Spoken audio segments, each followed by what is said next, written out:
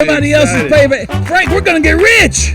Yeah. Holy moly, we're going to get rich on the radio, Frankie. All right, baby. No, but we are going to talk, in all seriousness, we're going to talk about Duke's Butcher Shop. We're going to talk about the Pinkerton Law Firm. Two of our great sponsors. We have other sponsors, too, that we're going to talk about that keep this radio show, despite what the FCC tries to do, we're going to stay on the air. What say you, friend? I say I'm staying on the air on a street corner. Nobody's taking me down. Well, here's a question, because I've been trying to kick you off this radio show almost since it started. If you were on the street, and let's say you're at the intersection of Westheimer and 610, what does your sign say? I work for beer. You don't even like beer. I know, you don't even drink beer. But I get money for that. Oh, yeah, okay. Anyway, guys, listen, you're here with us on 700 AM Talking with Tony. We're also on Facebook Live. We're having a great time. We're just smack down in the middle of this COVID-19 foolishness, and I thought we had almost made our way out of it, but we haven't. This radio show is different than any other radio show. In any other radio show, let me tell you why. We have a politically correct department. We make sure that nothing that is said by either myself or Frank is not politically correct. And moreover, we never hurt anyone's feelings. Frank, have you ever hurt on this radio show? I mean, I'm specifically referring to this radio show. Have you ever hurt anyone's feelings? Not that I know of, not by the comments we've been getting. Well, the comments are all in favor of you, and I'm going to resign. I'm going to resign. Listen, folks, if I don't start getting some comments that are in my favor, you guys are hurting my feelings in a big way. In a big way. Well, you like Frank? Are you kidding? Have you ever met Frank? How dare you? Well, then start talking to things that matter to them. Well, Frances told me this. Frances, my woman Frances told me that, Tony, the problem you have is that you never take a position. That's what she told me. So you know what we're going to do today, Frank? You're going to take a position. I'm going to take a position, and I'm going to give you a little signpost, and I want people to call in, 281-558-5738, Talking with Tony. But I'm giving you a signpost now. We are going to talk about the Lawrence Sullivan Ross statue at Texas A&M University, where there's a large group of people, including the quarterback of the Texas A&M University football team, who have been calling multiple protests to take it down, and we're going to explore that. I'm going to spend a lot of time on it because a lot of Aggies across the state of Texas and the country are concerned about it. I talked to John Sharp about an hour ago about it specifically. As many of you know, I used to be a member of the Board of Regents of the Texas A&M University system. Pardon me. So we're going to talk about that, but we're also going to talk about more generally the taking down of statues, whether it be a statue for Frank's well, I got a lot ancestors. Of statues that I like. No, yeah, Christopher Columbus. I also like Ulysses S. Grant, and I don't think you should take down the statue of General Lee. I can't imagine. I mean, what I think. There was even a movement I saw on, believe it or not, yours truly, and don't judge me. I was on TikTok. You don't even know what that is, do you, Frank? It's Chinese communist. Frank, you promised me on the drive over here you weren't going to mention the Chinese anymore. You didn't tell me you were going to talk about TikTok, which even the U.S. military is getting rid of. All right. In any event, we're going to talk about the erasing of our history, erasing United States history, and we're going to talk about monuments, and we're going to spend a lot of time on it, and our jump-off point, and it's not going to be right now because we got other things we got to address, is going to be the statue at Texas A&M University in College Station, Lawrence Sullivan Ross. I know that a lot of Aggies, a lot of what we call old Ags are up in arms about it. We're going to talk about it. We're going to take calls about it, 281-558-5738. But before we get there, let me make sure we're all clear on the rules of this show. Frank, we have rules. How important are rules? Well, I believe in the application of the law. Okay, so you believe in rules. Not your rules, but I believe in rules generally. Frank, when I make the rules, you got to follow them. As long as it's your show, I will. Why do I have to keep reminding the listeners and the commenters and even you, Frank, that it's my show? No, I said it. Quit trying to bogart my show, Frank. I'm not going to bogart your Don't show. bogart my show. I can't afford it, Tony. I'm just a working man. Oh, yeah. Okay. Everybody that's on Facebook Live can see that jacket you're wearing, and you look like you're in Martha's Vineyard or something. No. This is kind of like a seersucker, but I've had it for like 20 years. That jacket you got on is probably like 6 months, six days old or something. You're going to throw it out after you're done with it? In any event, we're going to move on now. Now, so here's the deal. If I say anything that really gets your goat, puts a burr under your saddle, makes you mad, I'm telling you, blame it on Frank. And if Frank says something that does the same thing to you, which is highly likely, blame it on Frank too. Let me remind you, all of you listeners, what's going on today. I had a meeting with my entire firm via Zoom. I haven't been to my office downtown Houston since March. I just want to run through some things. I'm not trying to be Debbie Downer. I'm not trying to claim that the sky is falling, but this COVID thing is wreaking havoc on business. If there is a bar that still remains open, that's not connected to a restaurant, after this mess is over, I would be quite surprised. What do you think? I totally agree with you, Tony. In fact, in the second hour of the show, after we talk about, which I think is important subjects that you brought up with regard to, Ross Sullivan, and the second part of the show, I have a little heartfelt statement that I told you I was going to make, and it will address some of those issues because it's out of control, my friend. It's out of control, and we are still free men and women, and if we ever give that up, we've got nothing left. We did talk about that, and I do appreciate that you prepared something. I know there's something that's on your heart that you want to talk about, but let me just throw it. In the second hour, we can do it anytime. I mean, you never know what I'll do. I may do it like in 5 minutes. Well, tee me up, baby. I'm ready to go. Victoria's Secret declared bankruptcy. Zara closed 1,200 stores. What's Victoria's Secret? Oh yeah, Frank. Come on, Frank. People can look at you and know you know what Victoria's Secret is. Only in the magazine. Chanel does not make more products. Hermes does not. I mean, these are all these fancy brands, these fancy watch brand, Patek Philippe or whatever you call it. Rolex is not making production. The world's luxury industry has crumbled. Nike has a total of $23 billion that they've lost. Gold's Gym filed for bankruptcy. The founder of Airbnb said that because of this pandemic, 12 years of work were destroyed in less than 6 weeks. Starbucks has closed 400 stores. Nissan Motor Company in the U.S. is likely to shut down. Hertz filed for bankruptcy. Comcar filed for bankruptcy. JCPenney filed for bankruptcy. Now, we could argue that maybe they should have filed for bankruptcy a long time ago. Warren Buffett lost $50 billion. Not complaining. I don't think that's going to change his lifestyle. I'm pretty honestly. sure he's fine. Well, he eats at McDonald's and drives an old car. So then I'm sure it's not going to change his lifestyle. He probably got the first nickel he ever earned. My point is, and I could go on. That sounds like white privilege to me. Yeah, probably so. But some people say it doesn't exist. Some people say it does. I never heard of it. It certainly didn't help me. But I will say this. That's for sure. I will say this. I think we can all agree that this virus, and we can argue about how bad it is. And I think people are saying that Florida and Texas, specifically Houston, are the epicenter of this virus, is wreaking havoc on business. Is it the virus that's wreaking the havoc, Frank, or is it our response to it? That's my question. It's our abdication to it. It's our abdication to the virus. It's our abdicate.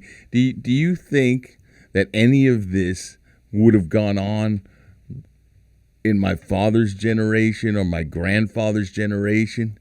They wouldn't even have thought about hiding. I'm going to give a statement in the second hour which will summarize how I really feel, but let me just say this. I went absolutely ballistic today in my own kitchen because all of a sudden I was watching a good movie, okay? I was watching The 300, which involved... Whoa. I'm sorry. Why the devil are you watching a movie in the middle of the day? Why don't you work?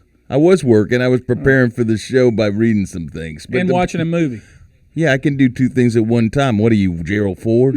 I can't chew gum and walk at the same time. Exactly. And so what I'm saying to you is this, though. But I'm watching this movie, and all of a sudden it gets interrupted by emergency announcement. Hell, I think there's a nuclear war, or I think that there's like a hurricane. We've been coming, invaded, and we've got a tornado. I got to go hide behind under a desk or in the basement in a bathroom or someplace. I don't have a basement, but in a bathroom or someplace. And what was it? The COVID virus is taking over the county. It's moving and spreading rapidly. And you know what? What do they want you to do, Frank? Go hide under your table? No, they said what they want you to do. What? And this is what I find absolutely offensive. They want you to lock down in your house, stay in your house. The virus is spreading rapidly. Well, you know what? That's a bunch of BS. The virus is there. There are other viruses there. There are all kinds of things there, and there are other things we're going to talk about that are there. And I know you got. But what they're trying to do to us. Let me just say this. But I got to take a break. It was also in Spanish, and I think it takes advantage of people, and it basically scares people who maybe aren't quite as have the time to read like we do. Figure out what we're doing. Yeah. It's offensive and it's demeaning. I hear you, man. 281-558-5738. We got calls already that are waiting.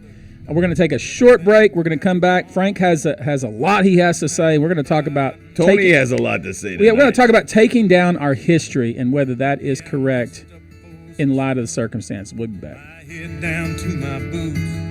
I don't do it for the money. There's bills that I... Tune in every weekday morning from 9 to 11 a.m. for the Brian Kilmeade Radio Show on AM 700 KSEV, the voice of Texas. The Real Investment Show with Lance Roberts. Financial media is the absolute worst about happy talk. Money, markets, life. Your minimum wage is zero. Presented by RIA Advisors. Weekday mornings at 6 on AM 700. The voice of Texas. Want to get really growing? Arborgate Soil Complete and Arborgate Blend provide a 1-2 punch that simply works. 80% of a plant's success rate depends on what's below the ground. Start with Organic Soil Complete. It's handcrafted from organic materials, including vegan compost, rose soil, and expanded shale. Perfect for your beds or containers, and is available by bulk or in bags. Then feed your plants with our Organic Blend plant food. It's time-released and will not burn. Made with composted poultry litter, organic matter, calcium, molasses, and 11 species of mycorrhizal fungi. Sound delicious? Your plants will think so. This powerful organic combo, designed especially for gardening success in our area, will energize your green thumb as never before. So head out to the Arborgate, located in Tomball on FM 2920, a mile and a half west of Highway 249, or visit us online at arborgate.com. Possibilities are all around us. We see potential in unexpected places. And when we share our knowledge, vision, and connections, we turn great ideas into action. Together, we can make real change happen. We're Rotary. We are people of action. Get involved today at rotary.org/action. The Three Amigos. You all are appointment listening. I listen to you every Friday afternoon. Everything stops for you all. The Three Amigos. Make an appointment every Friday afternoon at 4 on AM 700 KSEV, the voice of Texas. Phone lines are open now. Call 281-558-5738. That's 281-558-KSEV.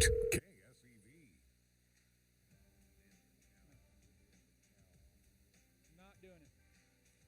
Guys, if you're watching on Facebook Live, I had a little thing to say about. Let me tell you something. Every now and then, you get a burr under your saddle. I grew up on a little, like a less than an acre farm. My dad was a butcher. Actually, he was a union meat cutter. He cut meat for Safeway Corporation, and many of you may remember that company. It's still around, but not as big as it was. When he was laid off, Safeway downsized because of financial problems. He started working for a local grocery store in Atlanta, Texas, and did that until I was able to hire my mother as my bookkeeper, and my mother's been my bookkeeper since 1999, and that allowed my father to help me manage what I call now Antioch Ranch, which has grown to one of the largest ranches in Northeast Texas, all the piney woods. And my dad, I bought another 1,000 acres the other day, and I talked to we drove around on it, and I talked to I still even at my age I still seek approval from my father. And I said to my dad, I said, "What do you think about the land?" He said, "I'm going to tell you the same thing I told you 10 years ago. Why didn't you do it sooner?" Because my dad, he grew up in that area. He grew up, this was back before people fenced their property. This was back when it was okay to fish somebody else's pond and hunt on somebody else's property, before people put up no trespassing signs.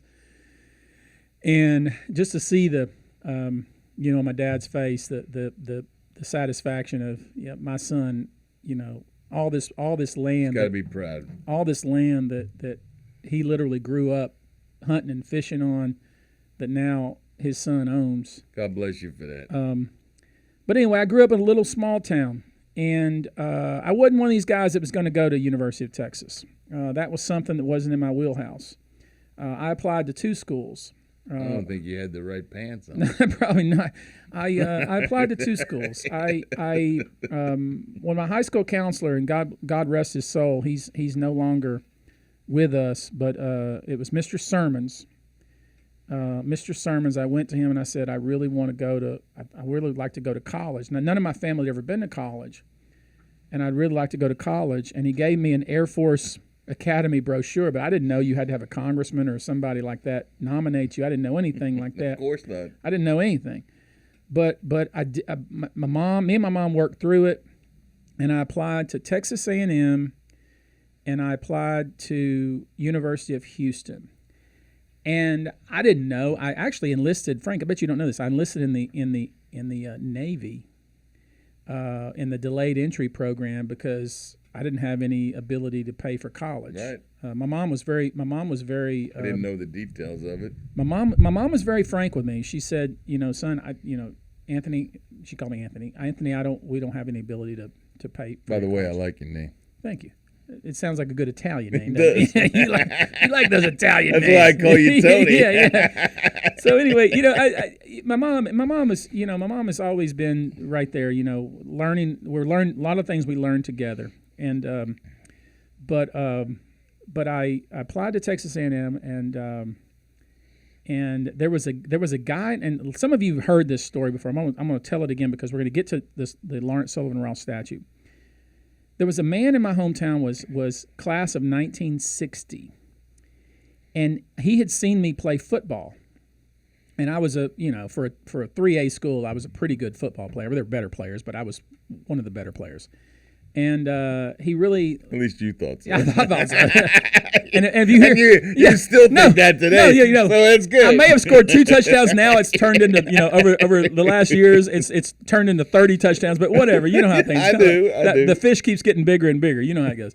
But anyway, so he called my mom and said, I think I'd really like you to take your son to a Texas A&M football game. Now, think about this. A guy in his 50s calls and wants to take some 16-year-old, on a day trip. Nowadays, all kinds of red flags would go up and everybody go nuts, right? But back then, my mom was incredibly flattered. She's like, "Oh, you think he has talent? You think he has potential?" So he took me to a Texas A&M football game. He took me, and I watched the Aggies play Arkansas, and we beat Arkansas. He took me to the James Earl Rudder statue, which is right behind Rudder Tower. If you don't know who it is, Google it. James Earl Rudder is a World War II hero on D-Day that he and the Rudder Rangers scaled Pointe du Hoc at Normandy. I actually later, 30 years later, paid for a James Earl Rudder statue to be placed at Tarleton State University, because he also spent a lot of time there, because he's a true... I actually own his bomber jacket.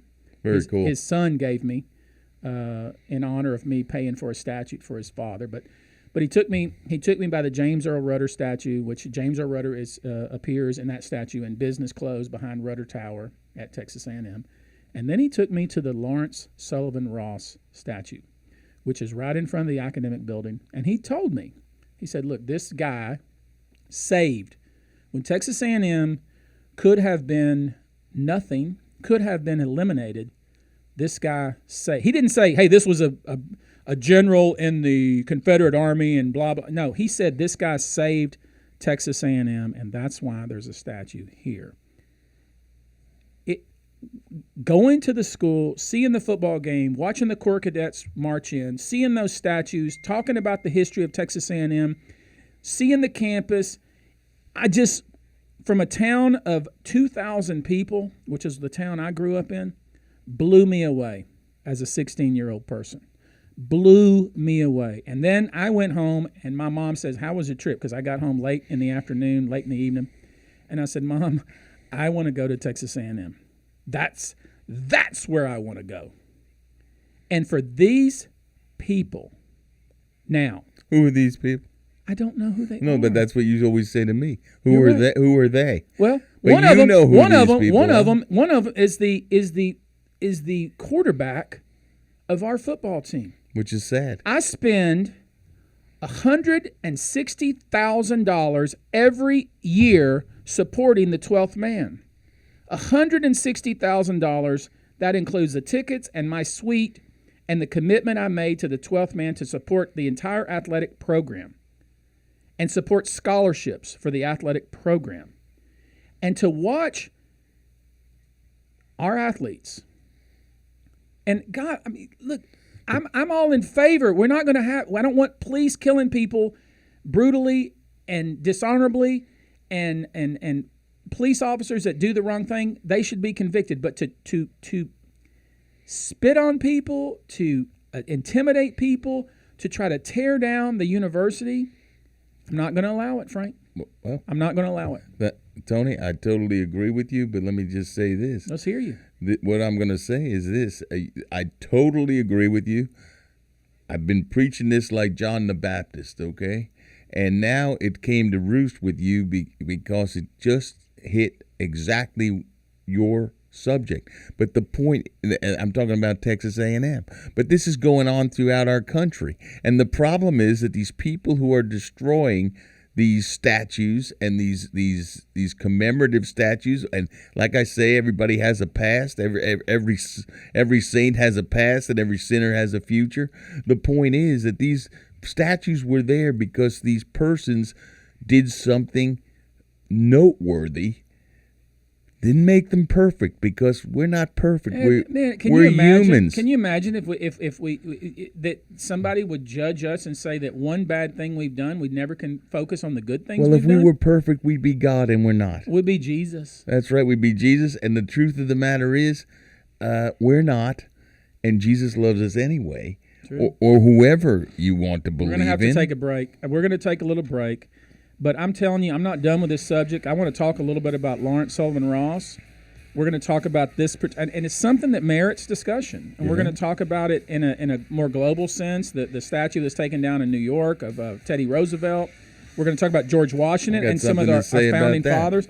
We're going to come back, 281-558-5738. I know a lot of you Aggies are chomping at the bit to talk, and we're going to give you your opportunity, but we'll be back soon.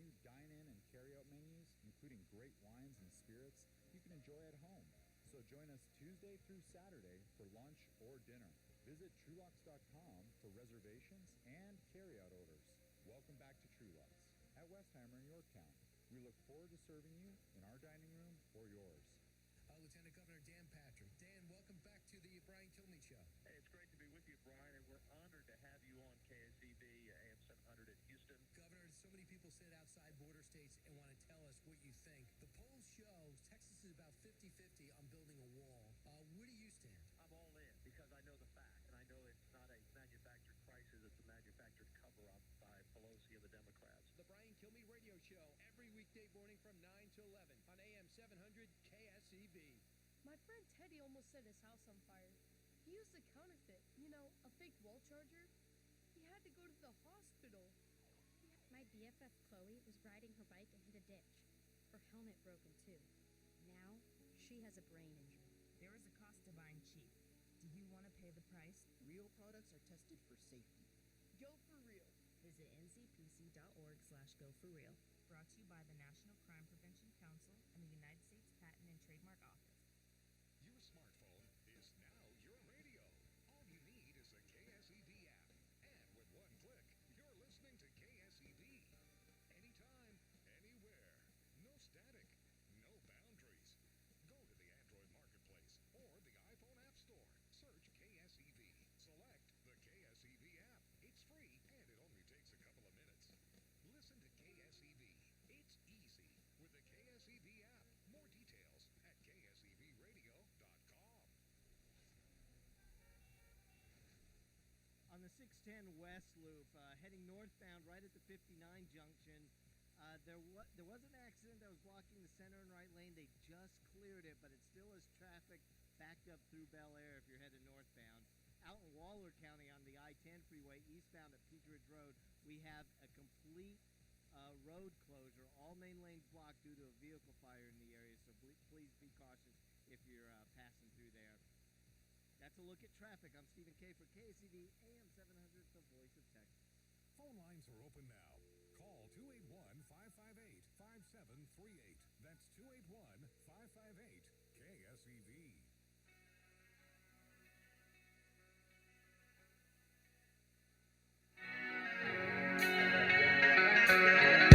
All right, guys, we're coming back. Every now and then, I rarely get on a soapbox, but I had to get on a soapbox. Okay, Frank says I live on a soapbox. Frank, take it easy, Frank. I didn't laugh at that. Frank, take it easy. I asked you what if you're standing at the corner. Okay, you told me what your piece of cardboard would say if you're standing on the corner of because that's the guy I give money to Westheimer. He's the most honest person Westheimer and 610. What would your piece of cardboard say if you were on the corner of Westheimer and Montrose?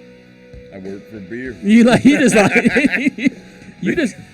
just want some beer. I'm just true to what I'm saying, and I also know that that's the most honest thing a man or a woman can say. No, what they, if I'm out there and I also, one of the things when I was running for mayor, obviously, people that are a lot of those men and women that are out there on those corners, and I think we figured this out, are out there that are not really homeless. And sometimes we hold it, and I don't want to get off on a tangent on this, but it's something that's really important to me because homelessness is something that I really care about. But a lot of the folks that you're talking about are, they collect their money and they go get in their car and they go home and they come back the next day. And, I guess they're entrepreneurs, if you will, but they're not homeless. And again, we got to be careful not to, paint with such a broad. But if they have it on his sign, I give them some money. Yeah, I mean, I like creativity.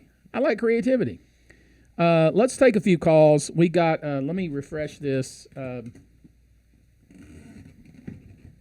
We got Sharon. Oh, this is our favorite caller, Sharon. She's calling from the west side. Sharon's never actually told me where on the west side she's calling from. Let's take caller on line 1. Sharon, what's up?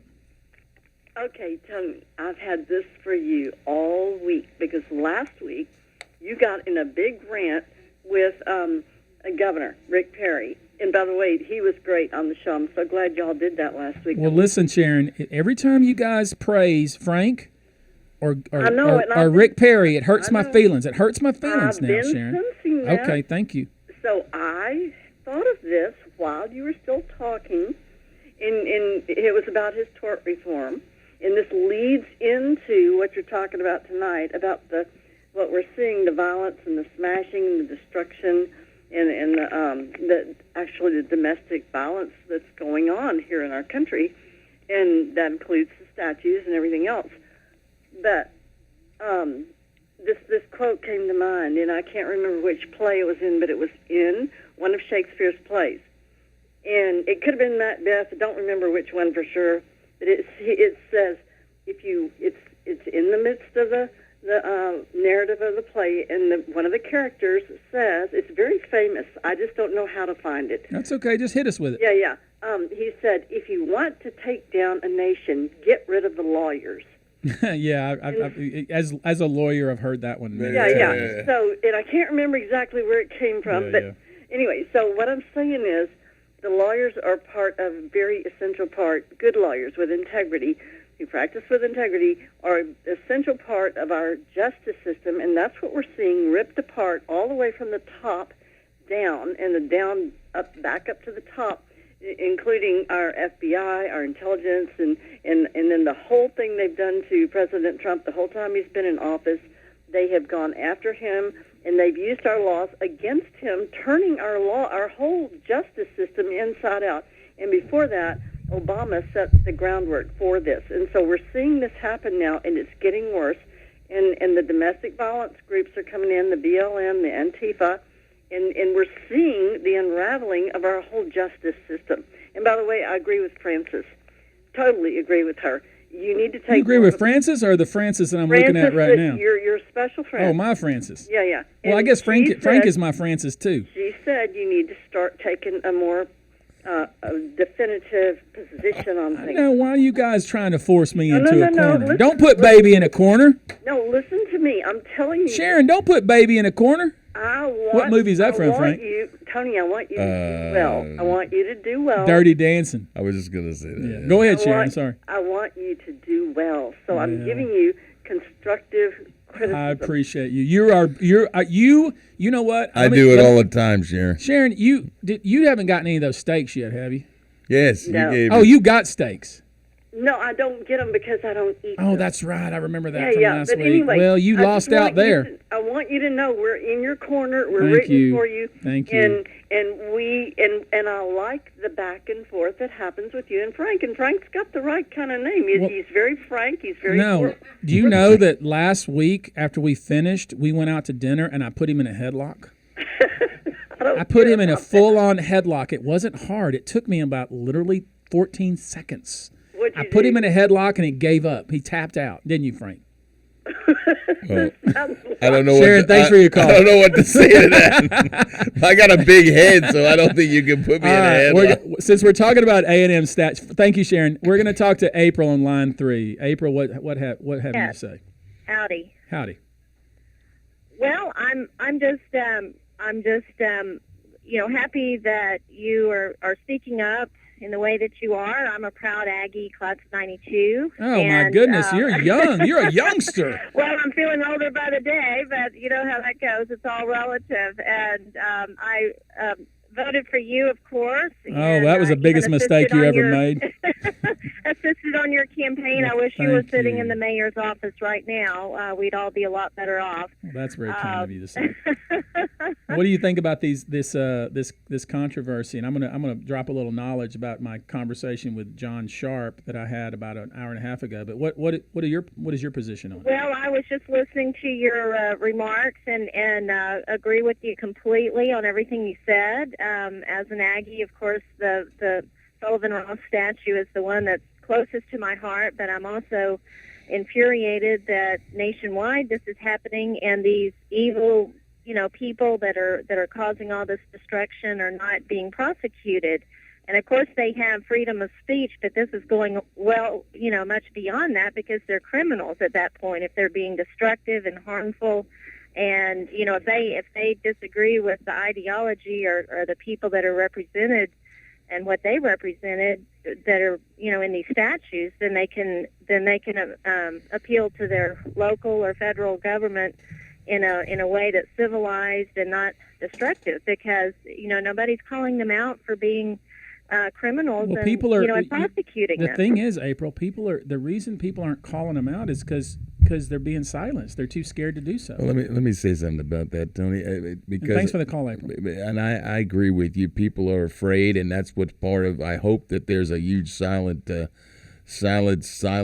and silent majority out there that will stand up for these rules. So I mean, and these values. Let's not call them rules. They're values, and these values go well beyond any particular. this statue is important to the folks, like you just pointed out, April, the people at Texas A&M. But each of our groups in this country of people who have worked hard, gotten ahead, have their people who were idols to them, or people that they respected. Let's just put it that way. And the destruction of other people is not the way you lift yourself up. The way you lift yourself up is by understanding why those people were special to whoever like enjoys the statue and venerates it in a certain way or respects it. And then if you have a person that you think is worthy of respect, then propose it. Propose a statue at Texas A&M if there are people who complain about. And there may be. And there may be. So there may be. Maybe the focus for people that are so pissed off, if I can say that on the air. You can say that. Is that, if you're you're somebody, in trouble when I'm your conscience. if you yeah, I know, right? If you really want to venerate somebody else, I mean, we're all open to that. But just tearing things down for the sake of tearing things down, that is not the approach. The other problem it's you not got. the approach. The other problem. And I'm not gonna stand for it. I'm just not. I'm gonna and I'm gonna take a lot of backlash for it. And and I'm not. And I do need to, Frank, give me indulge me for a minute, because I know you got. No. Indulge you. Because I told you I was going to spend some time on Sol Ross, and I'm going to spend some time on Sol Ross. I want to tell you, Sol Ross was somebody that was famous in Texas by the time he was 19, and this all comes from. For those of you that are listening that want more information, and for those of you that are on the other side of this, God bless you. Reasonable minds can differ, but John A. Adams Jr., class of 73, is a historian. He wrote the book We Are Aggies, Softly Call the Musters. He also wrote Keepers of the Spirit. And he's got another book called Sol Ross at Texas A&M. It's set for release next year. I'm just going to drop some facts on you. And, these are facts. And, if you disagree with them or if you think they're wrong, then I'd like to see what you got. But Ross was a household name by the time the guy was 19 years old. He enlisted in the Rangers. He was a Texas Ranger. Of course, nobody disputes that he served in the Confederate Army, as did almost every single male who was of fighting age in the South when all of the states seceded. So if that's the test, then game over. But guys, come on, let's understand, this was an individual that was a product of his time. He after the Civil War, was a brigadier general, received a full presidential pardon. He hated mob violence. He became a sheriff. He became a state senator. He was a champion for education, agricultural affairs. In 1886, he was elected governor by one of the largest percentages ever for a governor of Texas. He was a fiscal conservative. He balanced the budget. And the big thing, the reason he was such a hero for Texas A&M was because he was a huge advocate for education, and not just Texas A&M, but also Prairie View A&M. And he was a huge advocate for education for African Americans in the Reconstruction period. He took a lot of flack. What people don't realize, this guy took a lot of flack for that. He was vilified for his efforts to try to make sure that those folks who had been subjugated and oppressed were able to receive education. It's just so ironic now that there's people that want to rip his statue down instead of venerating him and saying that thank you, you did a good job, we appreciate what you did. Exactly. But what was the reason? And I think that's the key. It'd be one thing if he in his statue he was appearing in his Civil War garb. But I don't even find that offensive. I know you don't, but I'm just trying to make not the point. because I support slavery. Obviously, you're a Northerner anyway. Sure. I mean, heck. Well, my people weren't even here during the Civil War. We had our own problems. We were digging tunnels when we got here for $1 a day. In 1890, this man was offered the presidency of Texas A&M. He'd been the governor. He didn't have to do it. He didn't need the grief. He didn't need the problems. He took it. And a lot of the people sent their, at that time it was only men, and it was Rudder who opened it up to women and other folks. But people didn't send their kids to Texas A&M. They sent him to Sul Ross. That's what he was known for. He saved Texas A&M. So I would say this to people. Look, no one's perfect. No one's perfect. But this man saved Texas A&M, and that statue is not coming down. And I talked to the chancellor tonight, and I said, Chancellor, remember, I served 6 years on the Board of Regents. I said, Chancellor, tell me what's going on. He said, Tony, that statue is not coming down. Let me say something. That's not coming down. So all you listening, quit sending me messages and emails. Tony, let me say something down. about what you're saying and what I said a few minutes ago when we were talking on Facebook.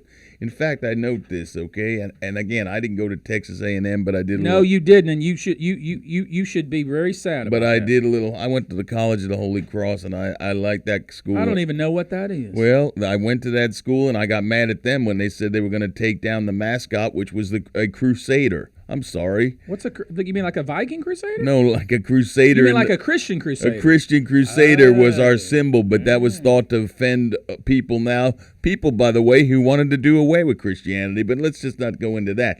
What I want to talk about is Texas A&M, okay? Okay. There's a woman named Erica Pauls, and she's president of an initiative at Texas A&M to put up a statue for a person named Matthew Gaines, who was the first black state senator in Texas and an outspoken. I know who Matthew Gaines is. Okay, sure. And she would like to put that statue up, and she says it's not to replace the Ross statue. Now, I say this.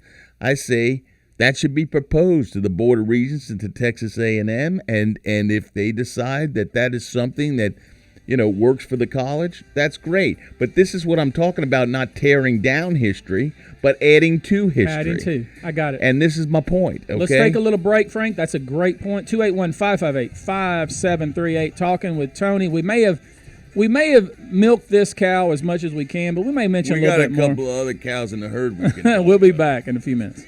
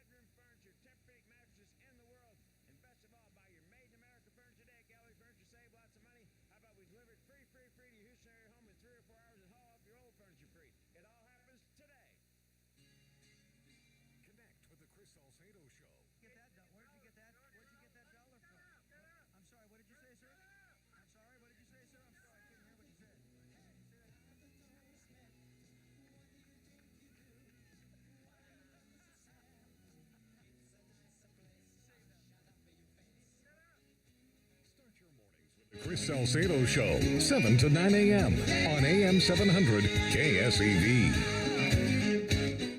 Over the years, you've brought them into your home. You were prescribed opioids after the C-section and after Dad's back injury. They helped when you were in pain, and you held on to them just in case. But did you know holding on to unused opioids puts your family at risk?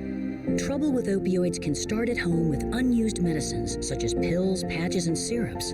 You can remove the risk and protect your family. Find out how at www.fda.gov/drug disposal. KSEV and its advertisers want to thank you, the listeners, for all your continued support. Without you supporting our advertisers, there would not be a Voice of Texas. We stand behind our clients, and if you're looking to boost and grow your business, join the great team at KSEV and its loyal audience by calling a member of our sales staff at 281-588-4800. That's 281-588-4800. KSEV, loyal listeners and dependable advertisers are the Voice of Texas. Phone lines are open now. Call 281-558-5738. That's 281-558-KSEV. So be ready, Frank. Everybody, I'm giving you a heads up. Frank Spagnoletti, otherwise known as El Duce, is getting ready. You probably ought not to say that because is getting ready to go on one of his famous rants. But before he does, I have some housekeeping business I got to take care of. Chad Pinkerton is a lawyer that I've known for 15 years. Pinkerton Law Firm. Chad's family goes all the way back to the Pinkertons, back in the day when there was a problem, when there was lawlessness across the West, like in Deadwood and other places like that. They would call them the Pinkertons.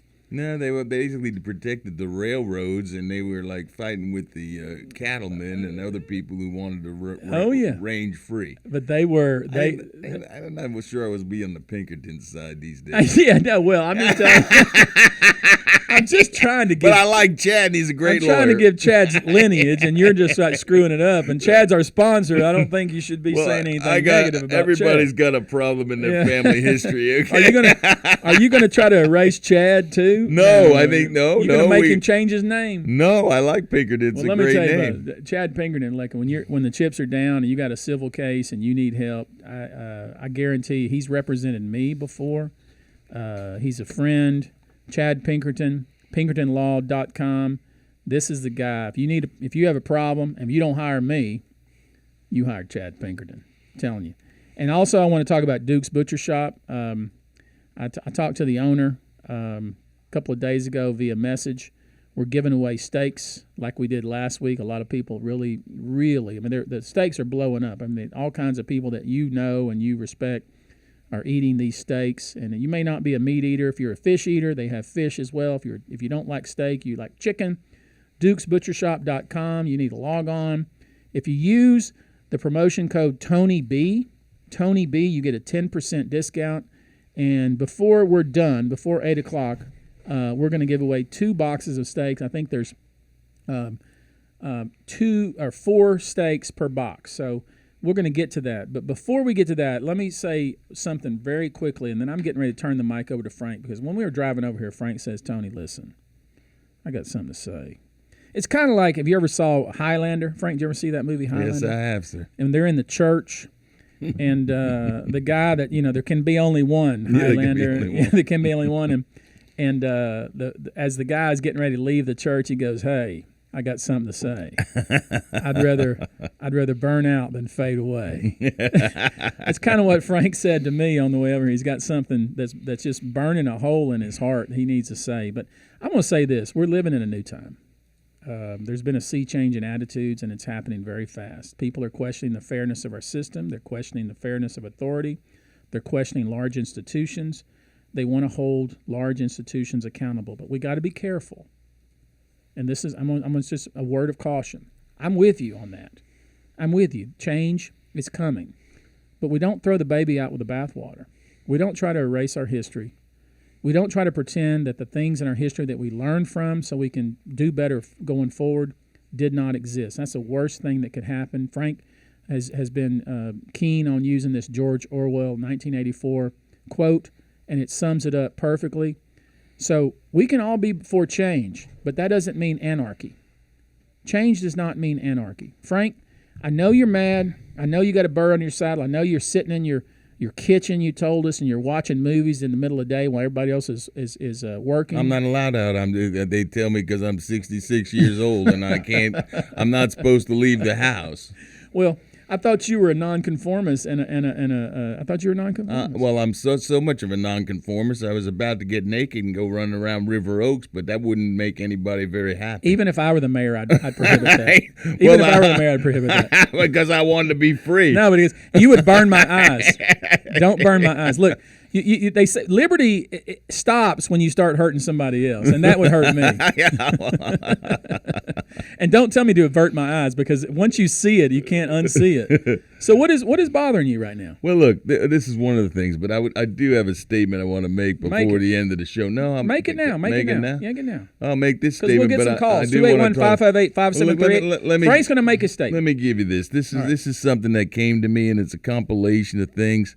And I'll say this because it came to me from a friend of mine, which came to him from a friend of his, which was written by somebody else. So I'm not taking full credit for it, but I heard it from a friend who. Exactly. Man, my singing sucks. Well, I say whiskey for my men and beer for my horses. Yeah, okay, go ahead. But anyway, here we go. That was I know the reference. okay. Willie Nelson. Anyway, here this is serious. Okay, I do want to say this because it sums up really what I've been trying to communicate, not doing so well for the last couple of weeks. But I tried.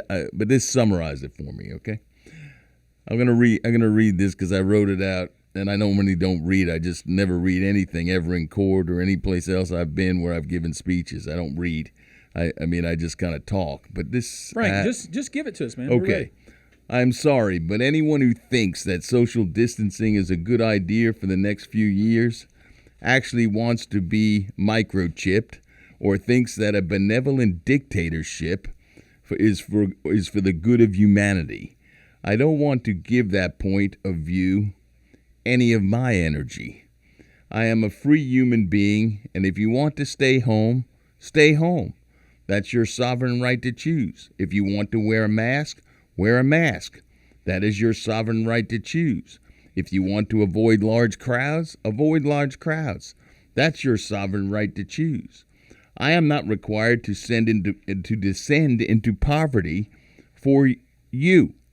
I am not required to abstain from human contact for you. I refuse to participate in a quarantine life until there is an unsafe, untested vaccine released in 18 months. I refuse to receive a vaccine to make others feel more safe because that is not my sovereign right to choose. If you're convinced the vaccine is safe and effective, you can get it yourself. Some of us are allowing fear and policies devoid of scientifically accurate data to destroy the country we live in and to ruin our lives. We have a constitutional right to take risks. Life is full of bacteria and viruses, and many of which spread before symptoms manifest and after they subside.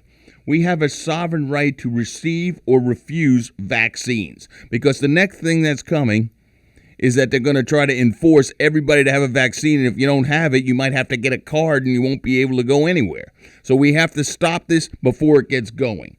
The data was inaccurate at best. We all know that. Purposefully overblown to justify government overreaction at worst. Stop allowing the government to destroy the food supply, small businesses, medical autonomy, access to health care, mass gatherings, private rights, or mental health and freedom. I know we got to take a break. I got a little bit more to finish. No, I'm giving you full ability to do that. I'll be done soon. No, you take your time. Word, we'll be back. It's 6:59, talking with Tony, 281-558-5738. Frank's going to finish his manifesto when we return.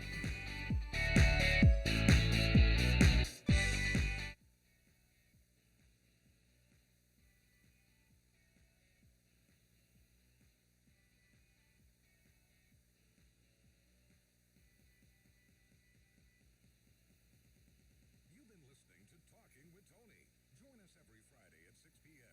with Tony Busby here on the Voice of Texas, AM 700 KSEV. Where conservatives find their voice, AM 700 KSEV. Tom Ball, Houston, the Voice of Texas. Breaking news this hour from townhall.com. I'm Keith Peters. The question of oversight is shaping up as the next major hurdle for lawmakers as they prepare to hammer out another COVID-19 relief bill. Republicans say they have more questions than answers about the $3 trillion+ already spent on COVID-19 relief. That includes questions about the popular Paycheck Protection Program, namely whether all the money's been spent and its impact on small business owners and their employees. Representative Thomas Massey of Kentucky opposed the original spending on trying to appropriate trillions of dollars over a few months. He says, quote, "Of course there's going to be massive waste, fraud, and abuse." Paul Agnew reporting. Meanwhile, one of President Trump's top advisors recommends he resume coronavirus briefings with reporters. Early in the pandemic, the president held lengthy coronavirus briefings almost every day. And White House counselor Kellyanne Conway thinks the president should resume those briefings. I just think the people want to hear from the President of the United States. It doesn't have to be daily, doesn't have to be for 2 hours, but in my view, it has to be. Conway notes that the president's job approval rating was higher back in March when he provided daily updates on the government's response to the pandemic. Greg Clugston, the White House. In an event with the U.S. Chamber of Commerce, Dr. Anthony Fauci says as he worries about containing the virus surges in the Sun Belt. That's the thing that I get concerned about most. How well we're doing about that. Can we do better? And can we turn this around? I believe we can. This will end. But I want to do it sooner rather than later. That's what continually causes me what I would call a relative lack of sleep. Texas is giving public schools permission to keep campuses closed for more than 5 million students well into the fall as the state scrambles to contain one of the largest resurgences of the coronavirus in the U.S. On Wall Street, the Dow down by 62 points, the NASDAQ rose 29. More at townhall.com. Relief Factor pain relief, it's natural pain relief that works, and pain relief that attacks the source of the pain. That's the experience of tens of thousands of Americans who are taking Relief Factor right now. See their incredible video endorsements at relieffactor.com and then order your 3-week quick starter pack for just $19.95. That's less than $1 a day. Find out if it can work for you like it works for me by ordering your 3-week quick starter pack today. Relieffactor.com, relieffactor.com. Be the next success story. In these challenging times, what is really happening? Is there a force behind it all? If you believe in the freedoms that founded America, if you're looking for answers, go to profittoamerica.com. That's profittoamerica.com and download the free book, A Fresh Wind. Is God using this pandemic to bring us back to our roots? Go to profittoamerica.com. That's profittoamerica.com. Supreme Court Justice Ruth Bader Ginsburg says her cancer has returned. The 87-year-old justice says she's receiving chemotherapy for a recurrence of the cancer, but she adds she has no plans to retire from the Supreme Court. In a statement issued by the court, Ginsburg says, "I have often said I would remain a member of the court as long as I can do the job full steam. I remain fully able to do that." Ginsburg says her treatment has so far succeeded in reducing lesions on her liver, and she will continue chemotherapy sessions every 2 weeks. Ginsburg spent time in hospital this week for a possible infection, but she says that was unrelated to the cancer. Ben Thomas, Washington. Delta Airlines is asking pilots to take a 15% cut in minimum guaranteed pay for a year, which it says could help the airline avoid layoffs in October. News and analysis at townhall.com. I'm Keith Peters in Washington. From the KSEV Weather Center. Overnight, clear to partly cloudy skies with a low of 76. Saturday, partly sunny with a shower or thunderstorm in spots with a high of 92. Saturday night, mainly clear and humid with a low of 76. Sunday, sunshine and patchy clouds with a high of 92. And Monday, some sun with a shower or thunderstorm around from late morning on. Humid with a high 90. With the KSEV Weather Center forecast, I'm Gregory Patrick. 70% of the millionaires in America used real estate as their main investment vehicle. Listen to the GetRealWealth.com radio show to find out how you can do it too. Monday through Friday at 2 p.m. right here on AM 700 KSEV, the voice of Texas. Look, I don't have time to mess with complaint departments, shoddy merchandise, bad service, or jerks. I don't have time to check out every business in Houston. So before I agree to anything, I look for the BBB logo. They don't give it to just anybody. It means certain standards have been met and complaints have been taken care of. If I don't see the BBB logo, you don't see me. We all know ticks suck blood, but not just in the woods. Ticks can be almost anywhere year-round. Even though some are smaller than the head of a pin, they're big trouble. Even a tiny tick can make you super sick. So wear protective clothing and an EPA-registered insect repellent. And when you shower, remember, check for ticks everywhere. If you get a tick, tell an adult and go to ticksuck.org to learn how to remove it properly. Ticks suck, but being outdoors should. Backyard Bay Radio Show is all about fun in your backyard. Presented by Texan Pools and Miller Pools. Join me this Saturday morning at 11 a.m. and now Sunday mornings at 8 a.m. right here on KSEV, or listen online right now at backyardbay.com. This program Stand by. for all or in part by the host, and KSEV is not responsible for its content and or products or services offered.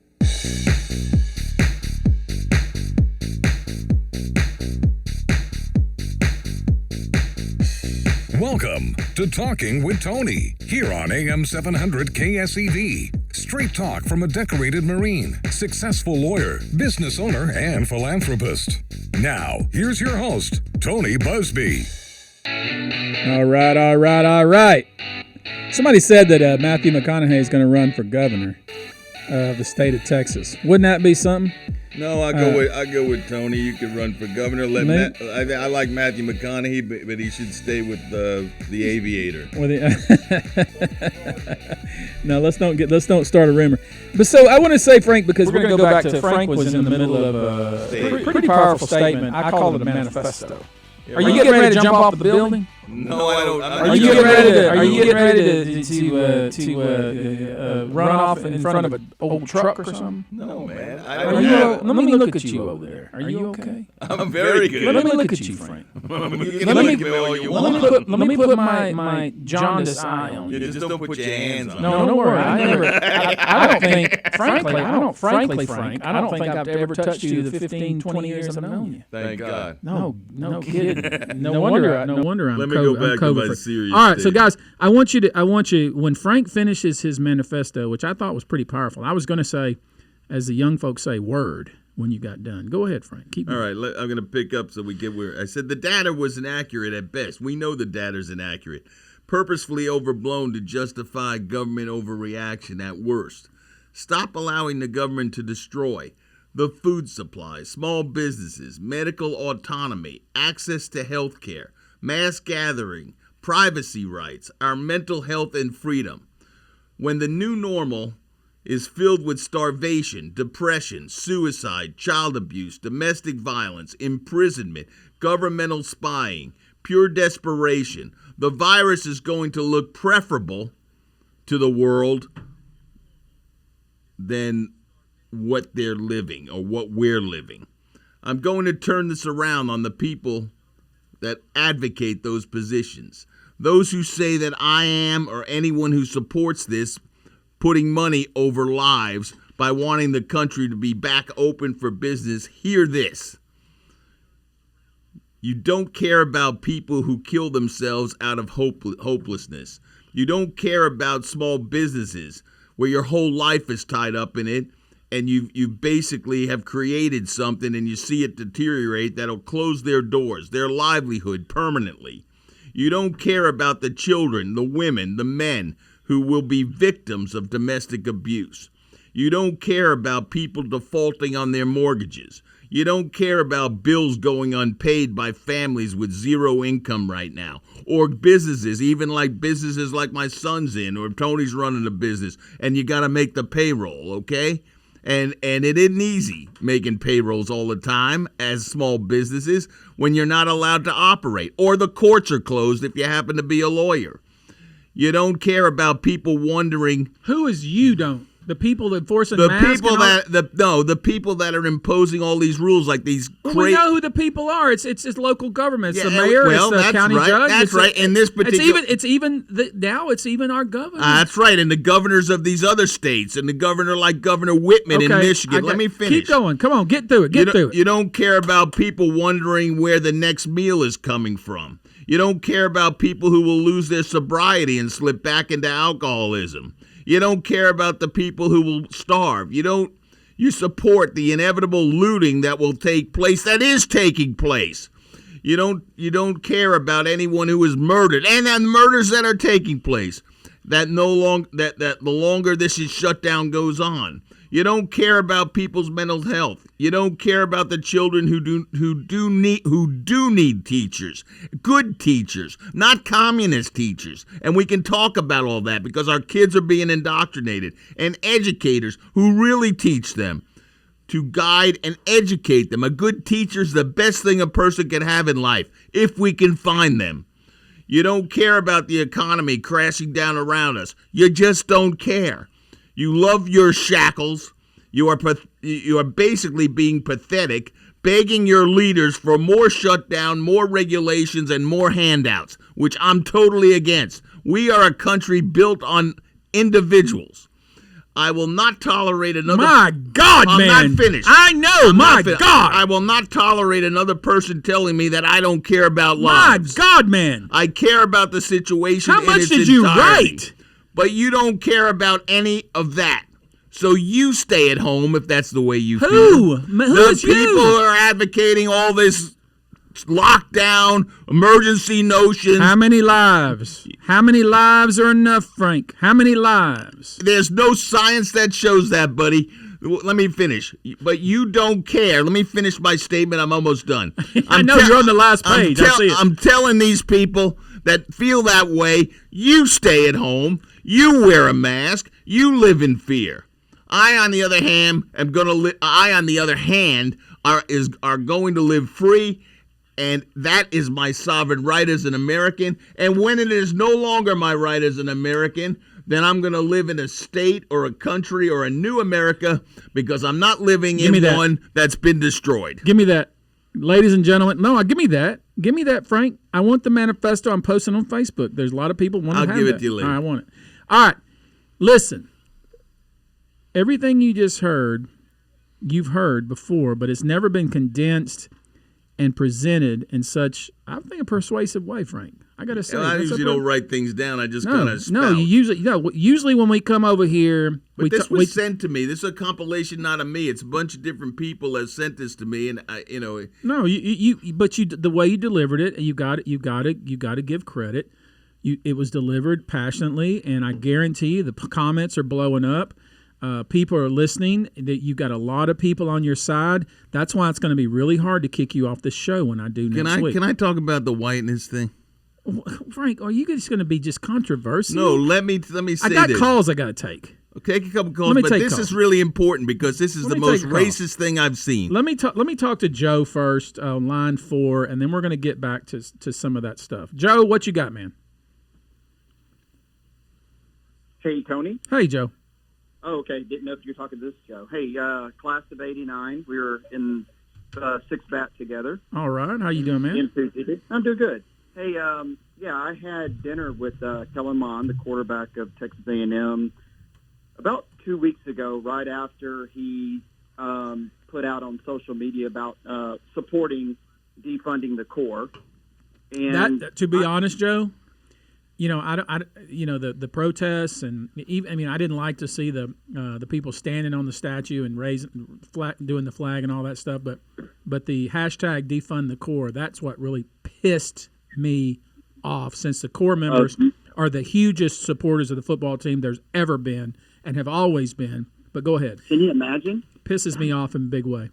Oh, and I don't know how much you time, buddy, because I had dinner with him for 2.5 hours, so I'll keep it really short. Hit me with it. And you can ask me as much as you want. But first of all, I commend him for meeting with me. I reached out very respectfully and said, look, just like you, Tony, I came from a small town, didn't have any money. My father, alcoholism, drug addiction, abuse.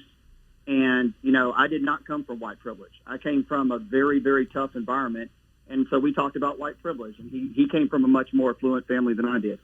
And I enlisted in the Navy, did the same scholarship. You and I are brothers in arms. Yeah. And I said, Kellen, you're a young man, and I'm proud of you for, on the one hand, for standing up for something that you believe in. Hey, I got no problem with that.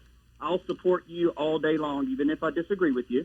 I will protect and defend your right to do that, and I have. Not a keyboard warrior, but I put myself in harm's way so that you can do that, and happy to do that.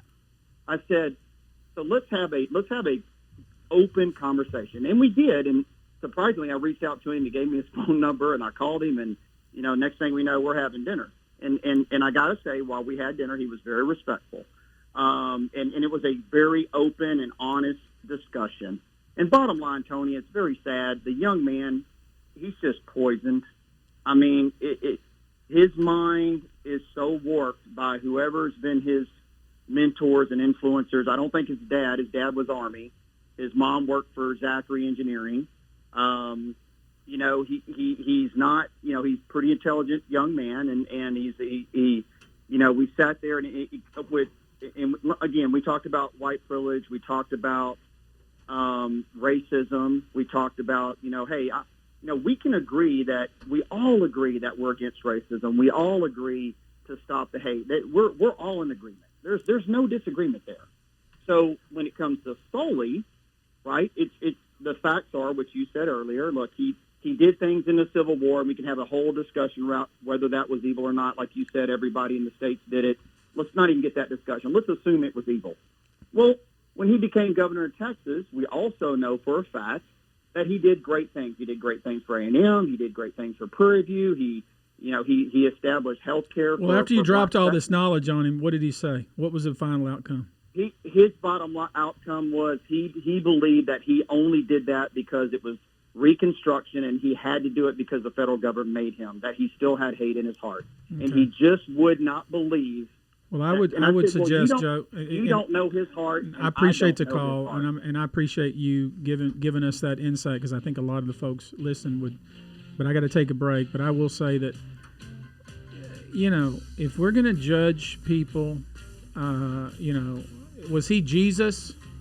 And if everybody fails the test, that's going to be our test. Well, we're all sunk.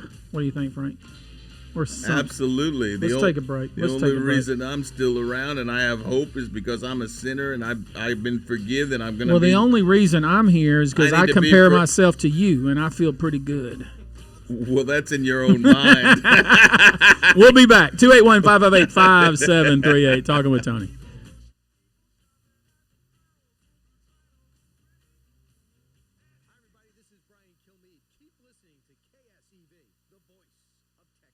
President Trump tweeted that he's not happy with Fox News, and he's now watching Newsmax TV. Join President Trump and tune into Newsmax TV, America's fastest-growing cable news channel on all major cable systems: DirecTV, Xfinity, Dish, Spectrum, Cox, Optimum, Fios, Uverse, Suddenlink, Mediacom, and more. Check your cable guide. Plus, see Newsmax TV shows with Sean Spicer, Greg Kelly, Michelle Malkin, Mike Huckabee, and Alan Dershowitz. Newsmax TV. It's real news for real people. Catch Chris X Radio weekdays at 4, right here on AM 700 KSEV. As crime explodes in Democrat-run cities across the country, including right here in Houston, Democrats are still running with defund the police and criminal justice reform. After more than 30 people have been killed by those released here in Harris County by this reform, it's clearly not justice, just criminal. Chris X Radio, weekdays 4 till 6, right here on the Voice of Texas. If you're worried your friend may be struggling, remember, you don't have to be there to be there. You could say, how are you, or get a fake tattoo. You can ask with an app if it works for you. You could chat on the game, kick off your flip-flops. You can ask on your couch while you binge watch. Whatever gets you talking. Reach out to a friend about their mental health. Learn how you can help at seizetheawkward.org. Brought to you by the Ad Council, American Foundation for Suicide Prevention, and the JET Foundation. Be wise and learn before you build or buy a home, and build on a solid foundation. We can help at buildersacademy.com. We'll teach you in class, on site, online at buildersacademy.com. Tune in and start building now with education first. Tune in Saturdays, 10 a.m. to 11 a.m. on KSEV AM 700. Buildersacademy.com. Phone lines are open now. Call 281-558-5738. That's 281-558-KSEV.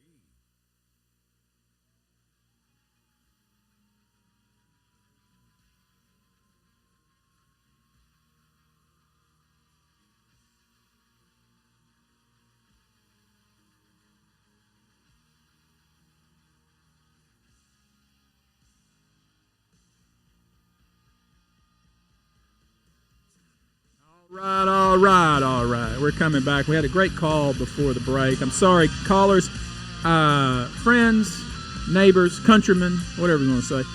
I'm sorry. I wish I could give you more of a platform to talk more, because I know each caller has something important to say. Last week there was one person calling in that like messaged like 25 times, like, I'm on the line. Well, I'm not looking at Facebook comments, so there's no way for me to know that. I'm just looking at my producer, who's my main man over there, who's handling my business. So, we're just taking the calls. We only have... Let me talk about this way. Frankie. Let me talk about Frankie, this. if you're going to go off on a tangent... I'm not. Listen, Frankie. If you're going to go off on a tangent, It's not a tangent. no tangents allowed here. Look, No tangents allowed. no, look. What do you got? This is the Smithsonian. Okay. Oh my The goodness Smiths- gracious! the You already Smiths- read your manifesto. No, this is not a manifesto. But Okay. I want to ask you about this. Yeah, go ahead. Who doesn't agree with this? No matter what race, no matter what color, no matter what creed. Okay? There's somebody out there that doesn't. I promise you. I don't even know what you're going to say. Somebody Go ahead. was paid, and the U.S. and maybe even with taxpayer money for the Smithsonian in Washington D.C. And this is the National Museum of American History and Culture website. Okay, and it's about this, and it says status, power, and authority. It says. I'm bored already. No. Go ahead. No. It says that these are the indications of whiteness.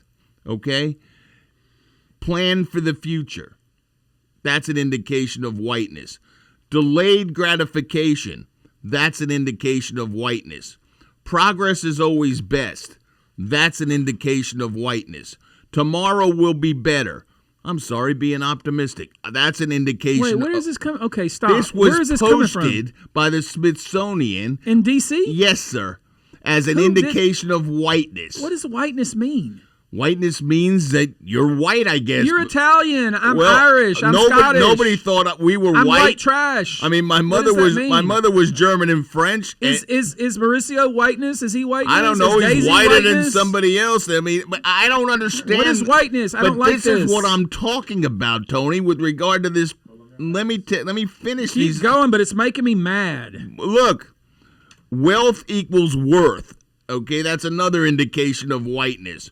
Job is who you are. That's an indication of whiteness. That's most men feel that way. Go ahead. Respect for authority. That's an indication of whiteness. No, that's me getting my ass whipped by my father. Heavy value on ownership of goods, space, and property. That's an indication. No, that's of me growing right. up poor as a church mouse and trying to buy everything I can buy so I can pretend like I have something. Future orientation. Plan for the future.